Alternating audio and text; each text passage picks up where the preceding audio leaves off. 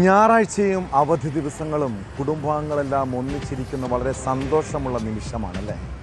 കുറച്ച് കൊച്ചു വർത്തമാനങ്ങളൊക്കെ പറഞ്ഞ് ഭക്ഷണം കഴിച്ച് എല്ലാവരും ആഘോഷമാക്കേണ്ട ദിവസം. ഓരോ വീടുകളിലും ഇങ്ങനെയുള്ള ഒഴിവുവേളകളിൽ നമ്മളൊക്കെ എന്താണ് ചെയ്യുന്നത്?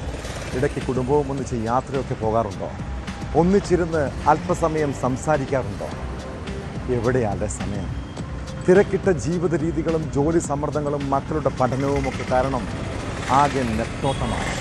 എന്നാൽ വീട്ടിൽ മൊബൈൽ നോക്കിയിരിക്കാനും സോഷ്യൽ മീഡിയയിൽ ചിലവഴിക്കാനും എല്ലാവർക്കും നേരമുണ്ട്. പക്ഷേ ഏറ്റവും പ്രിയപ്പെട്ടവരോട് മനസ്സൊന്ന് പങ്കുവെക്കാനോ അവരുടെ കൂടെ ഇരിക്കാനോ സമയമില്ലാത്ത അവസ്ഥയാണ്.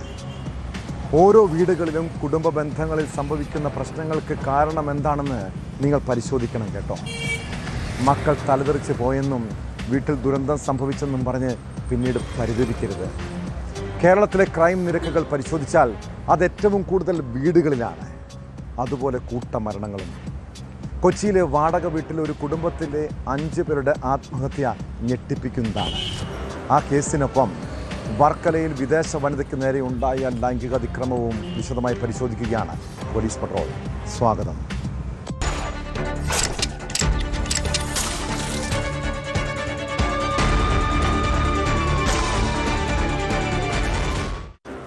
ദൈവത്തിൻ്റെ സ്വന്തം നാടെന്ന പരസ്യവും പ്രചാരണവുമൊക്കെ കണ്ടാണ് വിദേശികൾ കേരളത്തിലേക്ക് വരുന്നത്. വളരെ മനോഹരമായ നാട്, കുറേ നല്ല മനുഷ്യർ, അങ്ങനെയൊക്കെ കേട്ടിട്ടുണ്ടെങ്കിലും ഇപ്പോൾ മലയാളികൾക്ക് ആകെ നാണക്കേടുണ്ടാക്കുന്ന ചില ആളുകളും ഇവിടെ ഉണ്ടെന്നേ. വിദേശികളെ ആക്രമിക്കുന്ന, അവർക്ക് നേരെ ലൈംഗിക അതിക്രമം കാട്ടുന്ന സംഭവങ്ങൾ പതിവായി കേൾക്കുന്നുണ്ട്. തിരുവനന്തപുരം വർക്കലയിൽ റഷ്യൻ യുവതിക്ക് നേരെ ലൈംഗിക അതിക്രമം നടത്തിയതാണ് ഒടുവിലത്തെ സംഭവം. രാവിലെ ബീച്ചിലെത്തിയ യുവതിയെ കടന്നുപിടിച്ചെന്നാണ് പരാതി. കേസിൽ വർക്കല സ്വദേശിയായ അനസിനെ പോലീസ് അറസ്റ്റ് ചെയ്തു.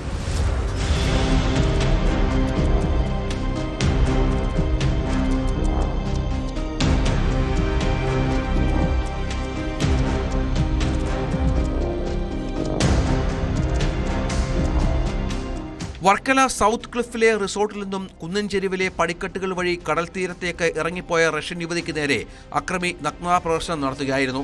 പോലീസിൽ പരാതി നൽകുമെന്ന് അറിയിച്ചോടെ ഇയാൾ യുവതിയുടെ ദേഹത്ത് കടന്നുപിടിച്ചു. കുതിറിമാറി രക്ഷപ്പെട്ട യുവതി പിന്നീട് വർക്കല പോലീസിൽ പരാതി നൽകി. സംഭവത്തിനു ശേഷം ഒളിവിൽ പോയ പ്രതിക്ക് വേണ്ടി വർക്കല പോലീസ് വ്യാപകമായി തെരച്ചിൽ നടത്തി വരികയായിരുന്നു. വർക്കല സ്വദേശിയായ പ്രതി അനസിനെ ഇതിനിടെ ചിറയൻകീഴ് പോലീസ് മറ്റൊരു കേസിൽ അറസ്റ്റ് ചെയ്തു. പ്രതിയെ കസ്റ്റഡിയിൽ വാങ്ങുമെന്ന് വർക്കല പോലീസ് അറിയിച്ചു.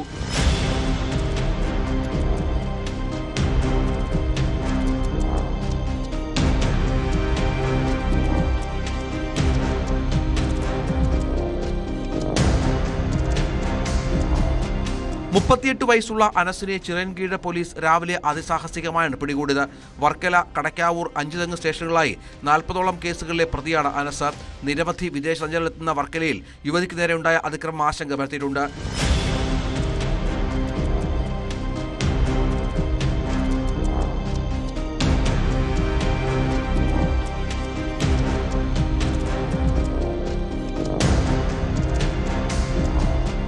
ന്യൂസ് 18 വർക്കല.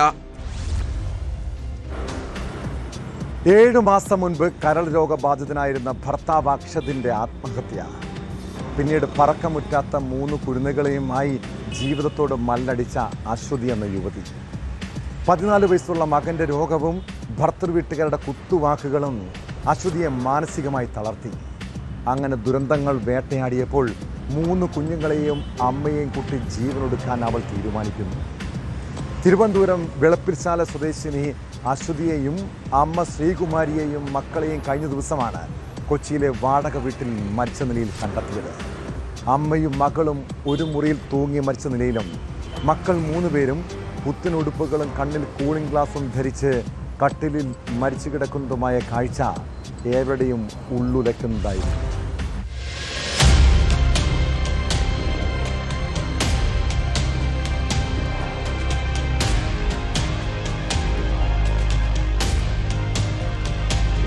രണ്ടു മാസം മുൻപാണ് അശ്വതിയും മക്കളും അടങ്ങുന്ന കുടുംബം വടുതലയിൽ വീട് വാടകയ്ക്കെടുത്തത്.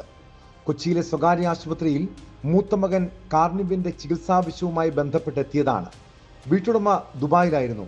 2 മാസമായി അശ്വതിയും കുടുംബവും ഇവിടെ താമസിക്കുന്നുണ്ടെങ്കിലും അയൽവാസികളുമായി ഒന്നും ബന്ധമുണ്ടായിരുന്നില്ല.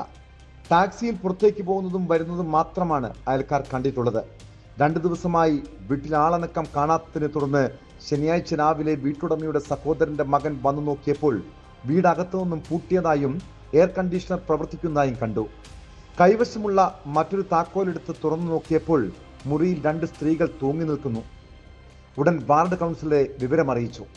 തുടർന്ന് നടത്തിയ പരിശോധനയിലാണ് കുട്ടികൾ ഉൾപ്പെടെ മരിച്ചു കിടക്കുന്നത് കണ്ടത്. ഉടൻ പോലീസിൽ വിവരമറിയിക്കുകയായിരുന്നു. കുട്ടികൾക്ക് വിഷം നൽകിയ ശേഷം അമ്മയും മകളും ജീവനൊടുക്കിയതാകാമെന്നാണ് പോലീസിന്റെ നിഗമനം. കരൾ രോഗബാധിതനായിരുന്ന അശ്വതിയുടെ ഭർത്താവ് അക്ഷത് 7 മാസം മുമ്പ് ജീവനൊടുക്കിയിരുന്നു. ഈ ആഘാതത്തിന് പിന്നാലെ ഭർത്തൃ വീട്ടുകാരുമായി തർക്കങ്ങളും പ്രശ്നങ്ങളും ഉണ്ടായെന്ന് സൂചനയുണ്ട്. കുടുംബത്തിന്റെ കൂട്ടമരണം വടുതലയിലെ നാട്ടുകാരിലും ഇവരുടെ സ്വദേശമായ പൂവച്ചലിലും നടുക്കമുണ്ടാക്കിയിരിക്കുകയാണ്.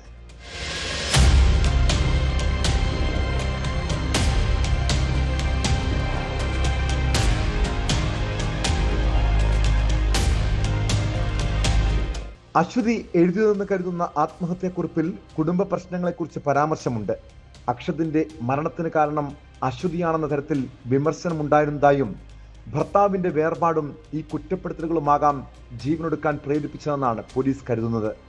ഭർത്താവിന്റെ മരണവും പിന്നാലെയുണ്ടായ പ്രശ്നങ്ങളും ഇവരെ തളർത്തിയിരുന്നതായി വിവരമുണ്ട്. വീട്ടിൽ നടത്തിയ പരിശോധനയിൽ മരുന്നുകളും മറ്റും കണ്ടെത്തി. കുട്ടികൾക്ക് നൽകിയ പാനീയത്തിന്റെ അവശിഷ്ടങ്ങളും വീട്ടിൽ നിന്ന് ലഭിച്ചു.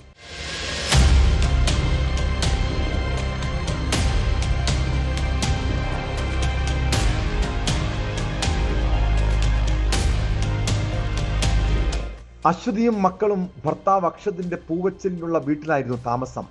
അക്ഷത് കഴിഞ്ഞ ജൂലൈ 17 ആത്മഹത്യ ചെയ്തിരുന്നു. അശ്വതിയും ഭർത്താവുമായുള്ള അഭിപ്രായ വ്യത്യാസം കുടുംബ ബന്ധത്തെ ഉലച്ചിരുന്നതായി പറയുന്നു. അക്ഷതിന്റെ മരണശേഷം അശ്വതിയുടെ ഭർത്താവിന്റെ അമ്മ ഉഷയുമായി വസ്തു സംബന്ധിച്ച് തർക്കം നിലനിന്നിരുന്നു. അക്ഷതിന്റെ കാർ ഉൾപ്പെടെയുള്ള 3 വാഹനങ്ങൾ വിട്ടുകിട്ടണമെന്ന ആവശ്യവുമായി ഉഷ പോലീസിൽ പരാതി നൽകിയിരുന്നു. മരിച്ച അശ്വതിക്ക് നാട്ടിൽ ആരോടും കാര്യമായ അടുപ്പമില്ല. 15 വർഷം മുൻപ് അശ്വതിയുടെ പേരിൽ വാങ്ങിയ വീടാണ് വെളുപ്പിൽശാലയിലുള്ളത്. ഈ വീട്ടിൽ സ്ഥിരമായി താമസിച്ചിരുന്നത് അശ്വതിയുടെ അമ്മ ശ്രീകുമാരിയാണ്. അച്ഛൻ കല്ലിയൂർ സ്വദേശി സുരേന്ദ്രൻ നായർ കുടുംബവുമായി അകന്നു കഴിയുകയാണ്.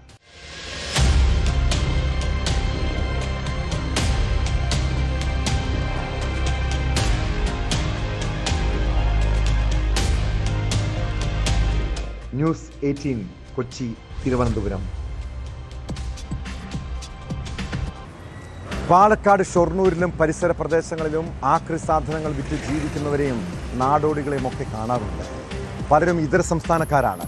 ഊരോ പേരോ അറിയില്ല. കടത്തിണ്ണകളിലും ബസ് സ്റ്റാൻഡുകളിലുമൊക്കെയാണ് അന്തിയുറങ്ങുന്നത്.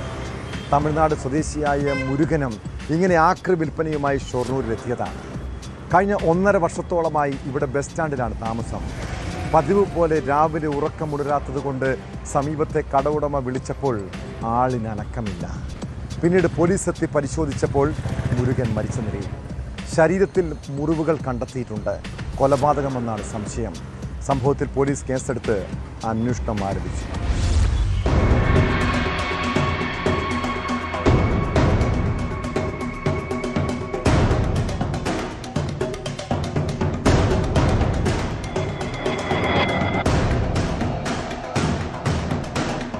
ഷൊർണൂർ കുളപ്പുള്ളി ബസ് സ്റ്റാൻഡിനുള്ളിലാണ് വയോധികനെ ദുരൂഹ സാഹചര്യത്തിൽ മരിച്ച നിലയിൽ കണ്ടെത്തിയത്.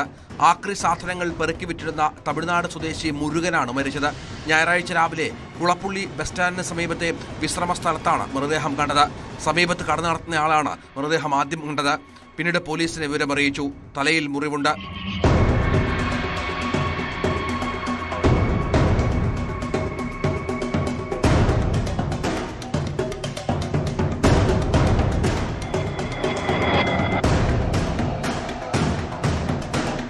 ഷൊർണൂർ പോലീസ് സ്ഥലത്തെത്തി മേൽ നടപടികൾ സ്വീകരിച്ചു. ഇയാൾ കഴിഞ്ഞ 1.5 വർഷത്തിലധികമായി കുളപ്പുള്ളിയിലും പരിസര പ്രദേശങ്ങളിലുമായി ഉള്ളയാളാണെന്ന് പോലീസ് പറഞ്ഞു. പോസ്റ്റ്മോർട്ടം നടപടികൾക്ക് ശേഷമേ മരണകാരണം വ്യക്തമാകൂ. കൊലപാതക സാധ്യത തള്ളാതെയാണ് അന്വേഷണം. Shoranur DYSP Saju K Abraham സംഭവ സ്ഥലത്തെത്തിയിരുന്നു. വിരലടയാള വിദഗ്ധരും ഡോഗ് സ്ക്വാഡും സ്ഥലത്ത് പരിശോധന നടത്തി.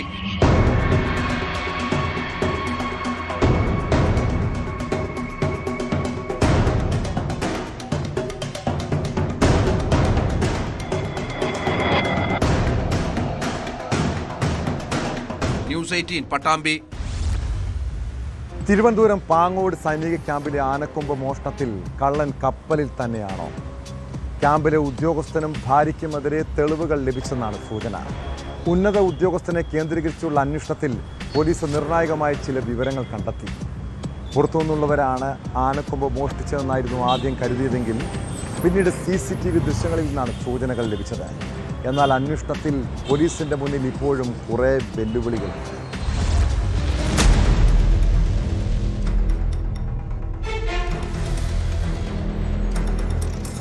ഫെബ്രുവരി 13 ആനക്കൊമ്പ് മോഷണവുമായി ബന്ധപ്പെട്ട വാർത്തകൾ പുറത്തുവരുന്നത്.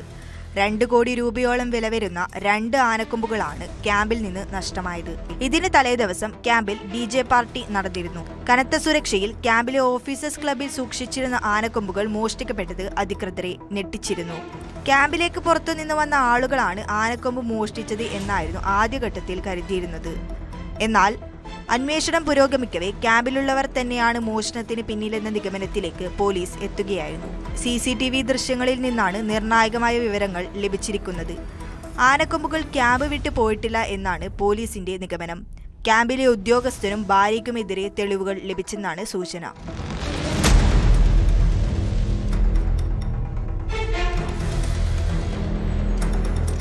അതേസമയം സൈനിക ക്യാമ്പുമായി ബന്ധപ്പെട്ടതിനാൽ അന്വേഷണത്തിൽ പല പ്രതിസന്ധികളും പോലീസ് നേരിട്ടിട്ടുണ്ട്.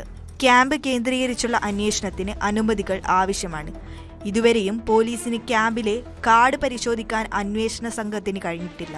1929 സർക്കാർ സൈന്യത്തിന് കൈമാറിയതാണ് നഷ്ടമായ ആനക്കൊമ്പുകൾ.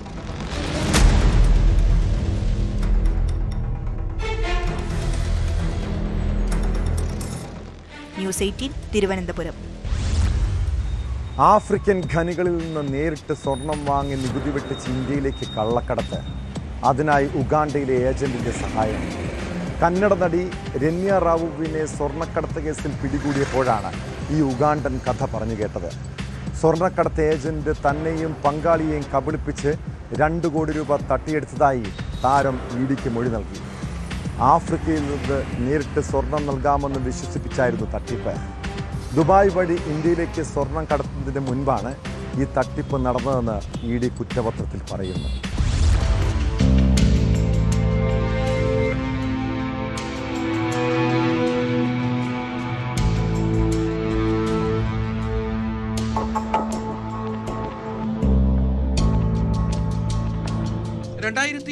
മാർച്ച് 3 ദുബായിൽ നിന്നും ബംഗളൂരു വിമാനത്താവളത്തിലെത്തിയപ്പോഴാണ് രന്യ റാവുവിനെ സ്വർണ്ണക്കടത്തിന്റെ പേരിൽ പിടിച്ചത്. ശരീരത്തിൽ ഒളിപ്പിച്ച നിലയിൽ 12.56 കോടി രൂപ വില മതിക്കുന്ന 14.213 കിലോ സ്വർണ്ണമാണ് കണ്ടെടുത്തത്. കർണാടകയിലെ മുതിർന്ന IPS ഉദ്യോഗസ്ഥൻ K. രാമേന്ദ്ര റാവുവിന്റെ വളർത്തുമകളാണ് രന്യ റാവു. ഈ സ്വാധീനം ഉപയോഗിച്ച് രന്യ നിരവധി തവണ സ്വർണം കടത്തിയായി കണ്ടെത്തിയിരുന്നു. രന്യയും പങ്കാളി തരുൺ കൊണ്ടുരുവും ആഫ്രിക്കയിൽ ഖനികളിൽ നിന്ന് സ്വർണം വാങ്ങാനുള്ള ശ്രമത്തിനിടെ തട്ടിപ്പിനിരയായെന്ന് EDയുടെ കുറ്റപത്രത്തിൽ പറയുന്നു. ഉഗാണ്ടയിലെ സ്വർണ്ണക്കടത്ത് ഏജന്റ് തന്നെയും പങ്കാളിയെയും പറ്റിച്ച് 2 കോടി രൂപ തട്ടിയെടുത്താണെന്നാണ് നടി EDക്ക് മൊഴി നൽകിയത്. രന്നിയും തരുൺ കൊണ്ടൂർ രാജുവും ചേർന്ന് ദുബായിൽ വിറ ഡയമണ്ട്സ് ട്രേഡിംഗ് എന്ന കമ്പനി തുടങ്ങിയിരുന്നു. ആഫ്രിക്കൻ ഖനികളിൽ നിന്ന് നേരിട്ട് സ്വർണം വാങ്ങാൻ ഉഗാണ്ടയിലെ ഏജന്റായ ബെൻ വഴിയാണ് ശ്രമിച്ചത്. ഇതിനായി 2 കോടിയിലധികം രൂപ നൽകിയെങ്കിലും സ്വർണം കിട്ടിയില്ല. പിന്നീട് കെനിയയിലും സമാനമായ രീതിയിൽ ഇവർക്ക് പണം നഷ്ടപ്പെട്ടു. തുടർന്നാണ് ദുബായ് വിപണിയിൽ നിന്ന് സ്വർണം വാങ്ങി ഇന്ത്യയിലേക്ക് കടത്താൻ തുടങ്ങിയത്. 2024 മാർച്ചിനും 2025 മാർച്ചിനും ഇടയിൽ 127 കിലോ സ്വർണം ഇവർ കടത്തിയായാണ് EDയുടെ കണ്ടെത്തൽ. അമേരിക്കൻ പാസ്പോർട്ടുള്ള തരുൺ സ്വർണം സ്വിറ്റ്സർലൻഡിലേക്കോ തായ്ലൻഡിലേക്കോ കയറ്റുമതി ചെയ്യുകയാണെന്ന് ദുബായ് കസ്റ്റംസിനെ വിശ്വസിപ്പിക്കും. തുടർന്ന് വിമാനത്താവളത്തിനുള്ളിൽ വെച്ച് ഈ സ്വർണം രന്നിക്ക് കൈമാറുകയും അവർ അത് ഇന്ത്യയിലേക്ക് കടത്തുകയുമായിരുന്നു പതിവ്. രന്യ റാവുവിനെ കൂടാതെ തരുൺ കൊണ്ടുരു, സ്വർണ്ണ വ്യാപാരിയായ സഹിൽ സക്കറിയ ജെയിൻ എന്നിവർക്കെതിരെയും കുറ്റപത്രം സമർപ്പിച്ചു. നടിയുടെ 34 കോടി രൂപയുടെ ആസ്തികൾ കണ്ടുകെട്ടി. വൻകിട ജുവലറികൾക്കും ഇടനിലക്കാർക്കുമാണ് ഇവർ സ്വർണം കൈമാറിയെന്നാണ് പ്രാഥമിക വിവരം.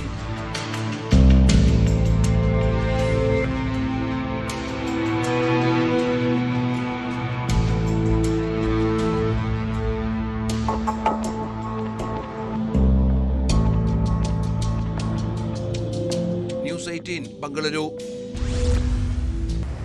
സമാന്തര ടെലിഫോൺ എക്സ്ചേഞ്ചുകളെ കുറിച്ച് കേട്ടിട്ടില്ലേ? രാജ്യത്തിൻ്റെ സുരക്ഷയ്ക്ക് തന്നെ ഏറ്റവും വലിയ വെല്ലുവിളിയാണ് ഇത്തരം എക്സ്ചേഞ്ചുകൾ. ആഭ്യന്തരമായി പ്രശ്നങ്ങൾ സൃഷ്ടിക്കാൻ ശ്രമിക്കുന്ന നിരോധിത സംഘടനകൾ വിദേശ രാജ്യത്തുള്ളവരുമായി ബന്ധപ്പെടാൻ ഉപയോഗിക്കുന്ന സുരക്ഷിത മാർഗമാണിത്. ഇങ്ങനെയുള്ള സമാന്തര ടെലിഫോൺ എക്സ്ചേഞ്ചുകൾ കേരളത്തിൽ ചിലയിടങ്ങളിൽ രഹസ്യമായി പ്രവർത്തിക്കുന്നുണ്ട്. കഴിഞ്ഞ ദിവസം കോട്ടക്കൽ പോലീസിൻ്റെ അന്വേഷണത്തിലാണ് ഇതേക്കുറിച്ച് വിവരം ലഭിച്ചത്.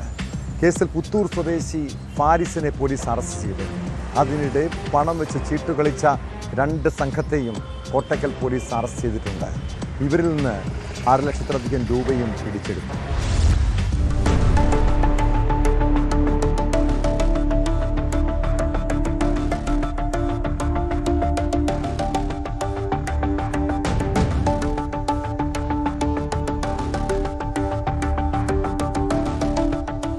സിം ബോക്സും മറ്റ് ഉപകരണങ്ങളുമായി കോട്ടക്കലിൽ സമാന്തര ടെലിഫോൺ എക്സ്ചേഞ്ച് പ്രവർത്തിപ്പിച്ചുവന്ന യുവാവിനെയാണ് കോട്ടക്കൽ പോലീസ് അറസ്റ്റ് ചെയ്തത്.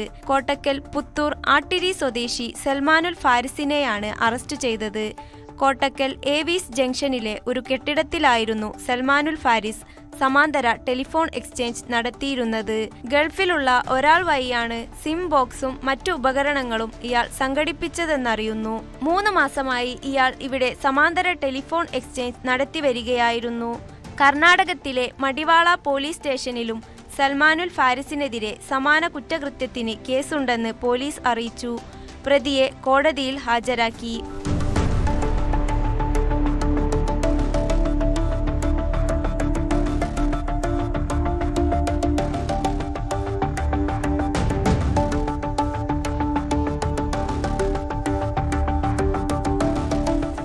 അതേസമയം കോട്ടക്കൽ മേഖലയിൽ പണം വെച്ച് ചീട്ടുകളിക്കുന്ന സംഘങ്ങൾക്കായി വ്യാപക പരിശോധന നടത്തുകയാണ്. 2 ദിവസങ്ങളിലായി 19 പേരെ അറസ്റ്റ് ചെയ്തു. 1/2 ലക്ഷം രൂപയിലധികം പിടിച്ചെടുത്തിട്ടുണ്ട്. ഞായറാഴ്ച പുലർച്ചെ പുത്തൂർ അരിച്ചോൾ ഭാഗത്ത് നടത്തിയ പരിശോധനയിലാണ് 35,000 രൂപയുമായി 14 പ്രതികൾ പിടിയിലായത്. കഴിഞ്ഞ ദിവസം രാത്രി ആട്ടിരി ഭാഗത്ത് നടന്ന പരിശോധനയിൽ 25,000 രൂപയുമായി 5 പേരും അറസ്റ്റിലായി. പരിശോധന തുടരുമെന്ന് പോലീസ് അറിയിച്ചു.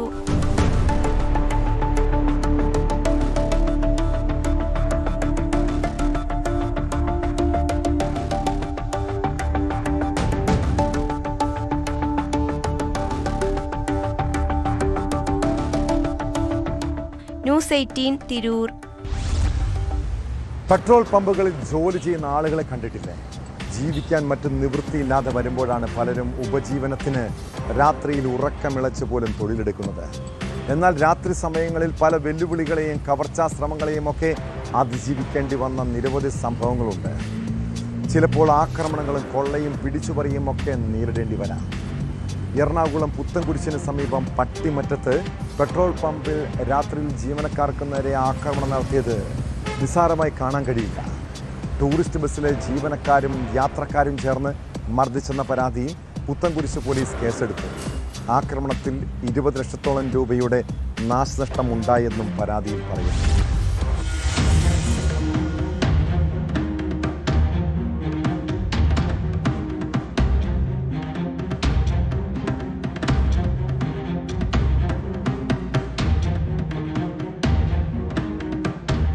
പട്ടിമറ്റം പുളിഞ്ചോളിൽ പ്രവർത്തിക്കുന്ന പെട്രോൾ പമ്പിന്റെ ഡിസ്പെൻസറിയിൽ ബസ്സിടിച്ചത് ചോദ്യം ചെയ്തതിനാണ് ജീവനക്കാരെ സംഘം ചേർന്ന് മർദ്ദിക്കുകയും ഭീഷണിപ്പെടുത്തുകയും ചെയ്തത്.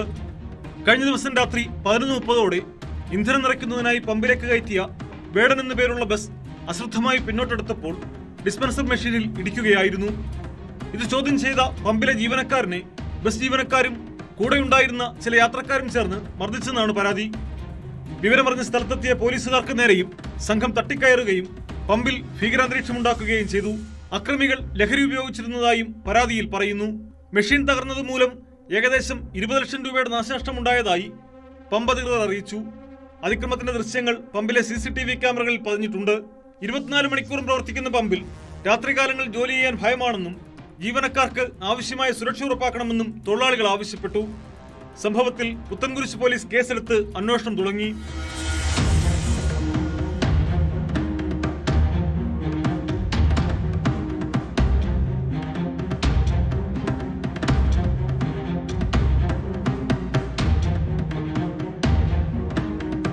ന്യൂസ് 18 കൊച്ചി. വീടുകളും കച്ചവട സ്ഥാപനങ്ങളും ആരാധനാലയങ്ങളും കേന്ദ്രീകരിച്ച് സംസ്ഥാനത്ത് മോഷണം പതിവാകുന്നു. കവർച്ചാ സംഘങ്ങൾ ജനങ്ങളുടെ ഉറക്കം കെടുത്തുകയാണ്. നാട്ടിലെങ്ങും ആശങ്ക പരത്തുന്ന കാഴ്ച. കോഴിക്കോടും പാലക്കാടും ഉണ്ടായ കവർച്ചാ പരമ്പരയെക്കുറിച്ചാണ് പറഞ്ഞു വരുന്നത്. കോഴിക്കോട് ഓമശ്ശേരിയിൽ ഫ്രൂട്ട്സ് കടയിൽ രാത്രിയിലാണ് മോഷണം നടന്നത്. 10,000 രൂപയും 2 സംഘടനകൾ കടയിൽ സ്ഥാപിച്ച ധർമ്മപ്പെട്ടിയിലെ പണവും മോഷണം പോയെന്നാണ് പരാതി. പാലക്കാട് ശ്രീകൃഷ്ണപുരത്ത് ക്ഷേത്ര ഭണ്ഡാരം കുത്തി തുറന്നായിരുന്നു കവർച്ച.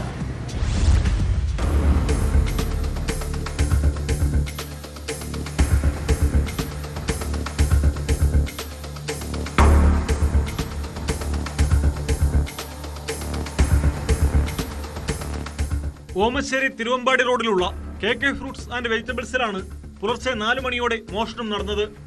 കടയുടെ ലോക്കിടാത്ത ഷട്ടർ തുറന്നാണ് മോഷ്ടാവ് അകത്ത് കയറിയത്. ഷെൽഫിൽ സൂക്ഷിച്ചിരുന്ന 10,000-ഓളം രൂപയും 2 സംഘടനകൾ കടയിൽ സ്ഥാപിച്ച ധർമ്മപ്പെട്ടിയിൽ നിന്നുള്ള പണവുമാണ് മോഷണം പോയത്. രാവിലെ കട തുറക്കാനെത്തിയപ്പോഴാണ് മോഷണം നടന്നത് ശ്രദ്ധയിൽപ്പെട്ടത്. തുടർന്ന് കടയുടമ കൊടുവള്ളി പോലീസിൽ വിവരമറിയിച്ചു. പോലീസ് സ്ഥലത്തെത്തി പരിശോധന നടത്തി. കഴിഞ്ഞ ജനുവരിയിൽ ഓമശ്ശേരിയിലെ ഹോട്ടലിൽ കയറിയ മോഷ്ടാവിനോട് രൂപസാദൃശ്യമുള്ള ആളാണ് CCTV ദൃശ്യത്തിലുള്ളതെന്ന് കടയുടമ പറയുന്നു.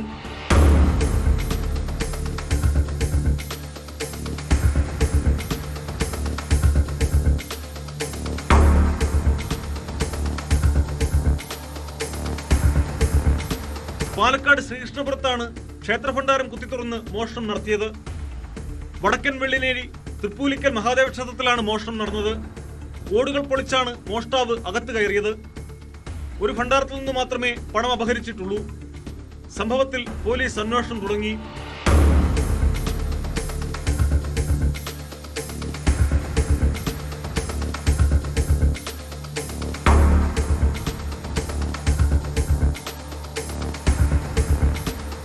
ന്യൂസ് 18 കോഴിക്കോട്, പാലക്കാട്. കേരളത്തിലേക്കുള്ള കഞ്ചാവ് കടത്തിൻ്റെ ഇടനാഴിയാവുകയാണ് Shoranur railway station.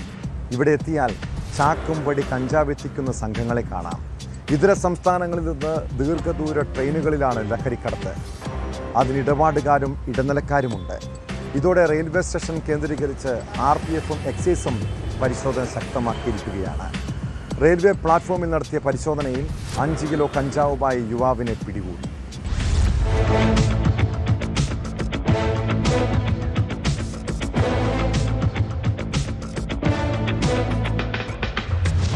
Shoranur railway സംരക്ഷണ സേനയും പട്ടാമ്പി എക്സൈസ് റേഞ്ച് ഉദ്യോഗസ്ഥരും ചേർന്ന് നടത്തിയ പരിശോധനയിലാണ് റെയിൽവേ സ്റ്റേഷനിൽ നിന്ന് 5 കിലോ കഞ്ചാവ് പിടിച്ചത്. കഞ്ചാവ് എത്തിച്ച ഒഡീഷ സ്വദേശി രഘു ഖന്തലിനെ അറസ്റ്റ് ചെയ്തു. വിൽപ്പനയ്ക്കെത്തിച്ച കഞ്ചാവാണ് പിടിച്ചതെന്ന് അധികൃതർ വ്യക്തമാക്കി.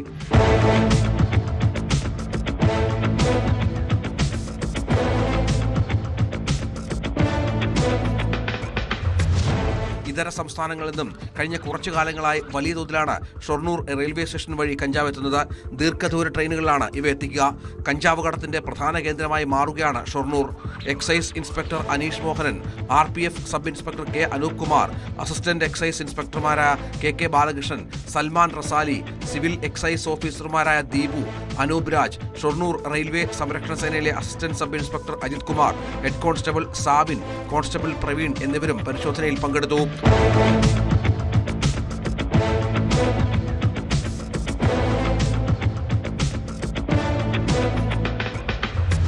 ന്യൂസ് 18 പട്ടാമ്പി. തെരഞ്ഞെടുപ്പ് സമയമാണ്. വോട്ടിന് വേണ്ടി വാവിട്ട പരാമർശങ്ങൾ നടത്തുന്നവരുടെ ശ്രദ്ധയ്ക്ക് മതവിദ്വേഷവും വ്യക്തിപരമായ അധിക്ഷേപങ്ങളും നിയമക്കുരുക്കുണ്ടാക്കുമെന്ന് നേതാക്കളെല്ലാം മനസ്സിലാക്കണം കേട്ടോ. വിവാദ പരാമർശത്തിൽ BJP നേതാവും ഗുരുവായൂരിലെ NDA സ്ഥാനാർത്ഥിയുമായ V ഗോപാലകൃഷ്ണനെതിരെ കേസെടുത്തു. തെരഞ്ഞെടുപ്പ് കമ്മീഷന്റെ നിർദ്ദേശപ്രകാരമാണ് ഗുരുവായൂർ ടെമ്പിൾ പോലീസിന്റെ നടപടി. വോട്ട് തേടുന്നതിനു വേണ്ടി മതസാമുദായിക വികാരങ്ങൾ ഉപയോഗിക്കാനാകില്ലെന്ന് മുഖ്യ തെരഞ്ഞെടുപ്പ് ഓഫീസർ വ്യക്തമാക്കി.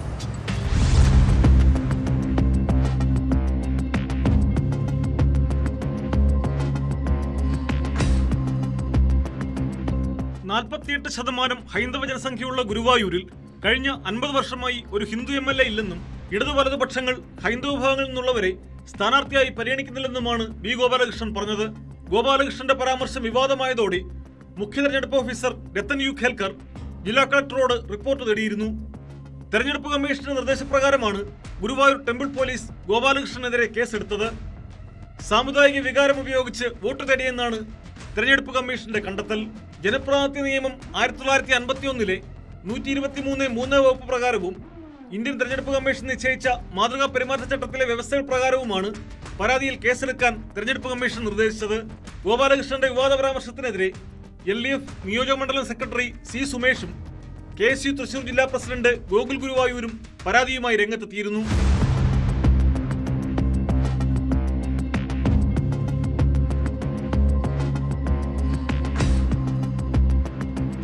ന്യൂസ് 18 തിരുവനന്തപുരം. നമ്മുടെ വീടുകളിൽ പലപ്പോഴും ആഘോഷങ്ങളും സദ്യയും ഒക്കെ നടക്കാറില്ലേ? ചിലപ്പോൾ ഭക്ഷണം തികഞ്ഞില്ലെന്ന് വരാം, രുചി അല്പം കുറഞ്ഞു പോകാം. വീട്ടിലൊരു പരിപാടി സംഘടിപ്പിക്കുമ്പോൾ നമ്മൾ ആളെണ്ണം അനുസരിച്ചാണ് ഭക്ഷണം ക്രമീകരിക്കുന്നത്. എന്നാൽ ക്ഷേത്രങ്ങളിലും പള്ളികളിലുമൊക്കെ നേർച്ച സദ്യ കൊടുക്കുമ്പോൾ ഇങ്ങനെ കണക്കെടുക്കാൻ പറ്റുമോ? ചിലപ്പോൾ ഭക്ഷണം തികയാതിരിക്കാം എന്ന് കരുതി അവിടെ ഒരു പ്രശ്നം ഉണ്ടാക്കുന്നത് മര്യാദയാണ്. ആലപ്പുഴയിലെ ഒരു പള്ളിയിൽ കഴിഞ്ഞ ദിവസം യൗസഫ് പിതാവിൻ്റെ ഊട്ടുനേർച്ചയിൽ പായസം തികയാത്തതുമായി ബന്ധപ്പെട്ട് ചില പ്രശ്നങ്ങളുണ്ടായിരുന്നു. അവിടെ സദ്യക്കെത്തിയ വിശ്വാസി പായസം ലഭിക്കാത്തതിന് വിളമ്പുകാരനെ ആക്രമിച്ച സംഭവം. കേസിൽ പ്രതി വഴിച്ചേരി സ്വദേശി ജോസിനെ പോലീസ് അറസ്റ്റ് ചെയ്തു. പായസം കിട്ടാത്തതിൻ്റെ ദേഷ്യത്തിൽ പള്ളി ഭാരവാഹിയെ കല്ലുകൊണ്ട് ഇടിച്ച ജോസ് വീട്ടിലെത്തി അയാളുടെ അമ്മയെയും സഹോദരിയെയും ഭീഷണിപ്പെടുത്തുകയും വീട്ടുപകരണങ്ങൾ നശിപ്പിക്കുകയും ചെയ്തു. പരസ്പരം സ്നേഹിക്കാനും ക്ഷമിക്കാനുമൊക്കെ പറയുന്ന ദൈവത്തിൻ്റെ സന്നിധിയിലാണ് ഇതുപോലുള്ള പേക്കുത്തുകൾ കാട്ടുന്നതെന്ന് കേൾക്കുമ്പോൾ നാണക്കേട് തോന്നുന്നില്ല. ജയിലിൽ നിന്ന് പുറത്തിറങ്ങുമ്പോഴെങ്കിലും ജോസിന് മാനസാന്തരം ഉണ്ടാകുമെന്ന് പ്രതീക്ഷിക്കാം. ഇതോടെ പോലീസ് പട്രോൾ പൂർണ്ണമാവും. നമസ്കാരം.